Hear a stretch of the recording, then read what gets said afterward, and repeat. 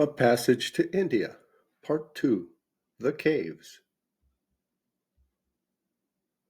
Chapter 12. The Ganges, though flowing from the foot of Vishnu and through Silva's hair, is not an ancient stream. Geology, looking further into the region, knows of a time when neither the river nor the Himalayas that nourish it existed, and an ocean flowed over the holy places of Hindustan. The mountains rose, their debris silted up the ocean. The gods took their seats on them and contrived the river. And the India we call immemorial came into being. But India is really far older. In the days of the prehistoric ocean, the southern part of the peninsula already existed, and the high places of Dravidia have been land since land began, and have seen, on the one side, the sinking of a continent that joined them to Africa, and on the other, the upheaval of the Himalayas from a sea. They are older than anything in the world. No water has ever covered them, and the sun, who has watched them for countless aeons, may still discern in their outlines forms that were his before our globe was torn from his bosom. If flesh of the sun's flesh is to be touched anywhere, it is here, among the incredible antiquity of these hills. Yet even they are altering. As Himalaya India rises, this India, the primal, has been depressed and is slowly re-entering the curve of the earth. It may be that in aeons to come an ocean will flow here too, and cover the sunburnt rocks with slime. Meanwhile, the plain of the Ganges encroaches on them with something of the sea's action. They are sinking beneath the newer lands. Their mainmass is untouched, but at the edge their outposts have been cut off and stand knee-deep, throat-deep in the advancing soil. There is something unspeakable in these outposts. They are like nothing else in the world, and a glimpse of them makes the breath catch. They rise abruptly, insanely, without the proportion that is kept by the wildest hills elsewhere. They bear no relation to anything dreamt or seen. To call them uncanny suggests ghosts, and they are older than all spirits. Hinduism has scratched and plastered a few rocks, but the shrines are unfrequented, as if pilgrims who generally seek the extraordinary had here found too much of it. Some sadhus once settled in a cave, but they were smoked out, and even Buddha, who must have passed this way down to the bo tree of Gya, shunned a renunciation more complete than his own, and has left no legend of struggle or victory in the Malabar. The caves are readily described. A tunnel 8 feet long, 5 feet high, 3 feet wide, leads to a circular chamber about 20 feet in diameter. This arrangement occurs again and again throughout the group of hills, and this is all. This is a Malabar cave. Having seen one such cave, having seen two, having seen 3, 4, 14, 24, the visitor returns to Chandapur uncertain whether he has had an interesting experience or a dull one, or any experience at all. He finds it difficult to discuss the caves or to keep them apart in his mind, for the pattern never varies, and no carving, not even a bee's nest or a bat, distinguishes one from another. Nothing attaches to them and their reputation, for they have one, does not depend upon human speech. It is as if the surrounding plain or the passing birds have taken upon themselves to exclaim, "Extraordinary!" and the word has taken root in the air and been inhaled by mankind. These are dark caves. Even when they open toward the sun, very little light penetrates down the entrance tunnel into the circular chamber. There is little to see and no eye to see it until the visitor arrives for his 5 minutes and strikes a match. Immediately, another flame arises in the depths of the rock and moves toward the surface like an imprisoned spirit. The walls of the circular chamber have been most marvelously polished. The two flames approach and strive to unite, but cannot, because one of them breathes air and the other stone. A mirror inlaid with lovely colors divides the lovers. Delicate stars of pink and gray interpose, exquisite nebula, shadings fainter than the tail of a comet or the midday moon. All the effervescent life of the granite, only here visible. Fists and fingers thrust above the advancing soil.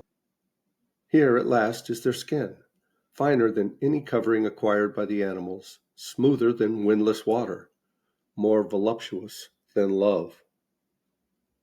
The radiance increases. The flames touch one another, kiss, expire. The cave is dark again, like all the caves. Only the wall of the circular chamber has been polished thus. The sides of the tunnel are left rough. They impinge as an afterthought upon the internal perfection. An entrance was necessary, so mankind made one. But elsewhere, deeper in the granite, are there certain chambers that have no entrances? Chambers never unsealed since the arrival of the gods? Local reports declares that these exceed in numbers those that can be visited, as the dead exceed the living, 400 of them, 4,000, or 1,000,000. Nothing is inside them. They are sealed up before the creation of pestilence or treasure. If mankind grew curious and excavated, nothing would be added to the sum of good or evil. One of them is rumored within the boulder that swings on the summit of the highest of the hills, a bubble-shaped cave that has neither ceiling nor floor and mirrors its own darkness in every direction infinitely. If the boulder falls and smashes, the cave will smash too, empty as an Easter egg. The boulder, because of its hollowness, sways in the wind and even moves when a crow perches upon it. Hence its name and the name of its stupendous pedestal, the Kawa Dol. Chapter 13. These hills look romantic in certain lights and at suitable distances, and seen of an evening from the upper veranda of the club, they cause Miss Quested to say conversationally to Miss Derrick that she should like to have gone, that Dr. Aziz at Mr. Fielding's had said he would arrange something, and that Indians seem rather forgetful. She was overheard by the servant who offered them vermouths. This servant understood English, and he was not exactly a spy, but he kept his ears open. And Mahmoud Ali did not exactly bribe him, but did encourage him to come and squat with his own servants, and would happen to stroll their way when he was there. As the story traveled, it accredited emotion, and Aziz learnt with horror that the ladies were deeply offended with him, and had expected an invitation daily. He thought his facile remark had been forgotten.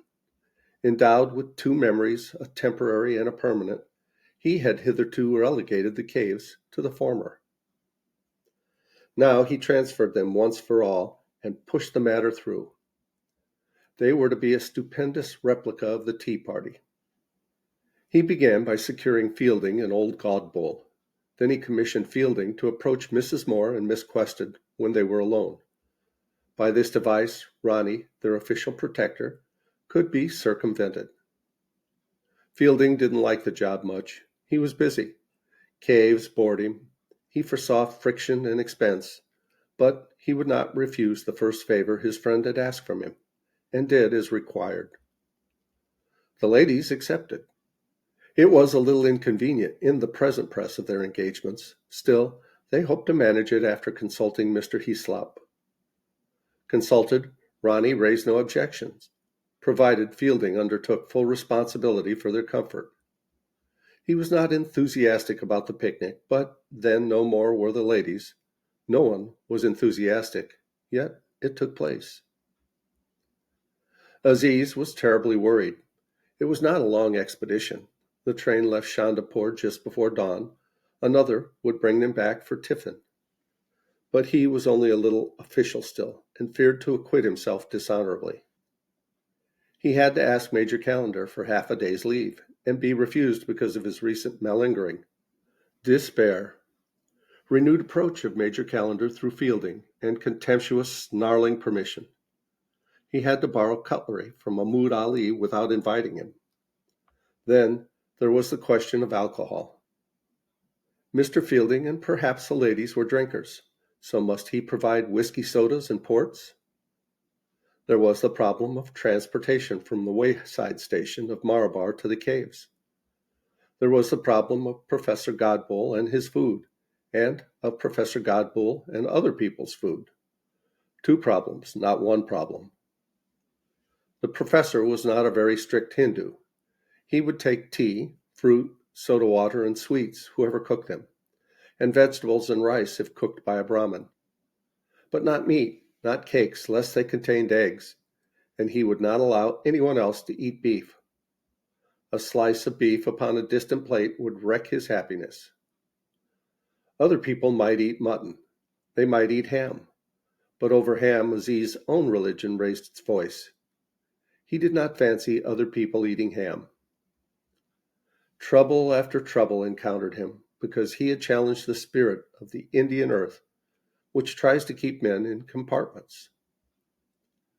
At last, the moment arrived. His friends thought him most unwise to mix himself with English ladies and warned him to take every precaution against unpunctuality. Consequently, he spent the previous night at the station.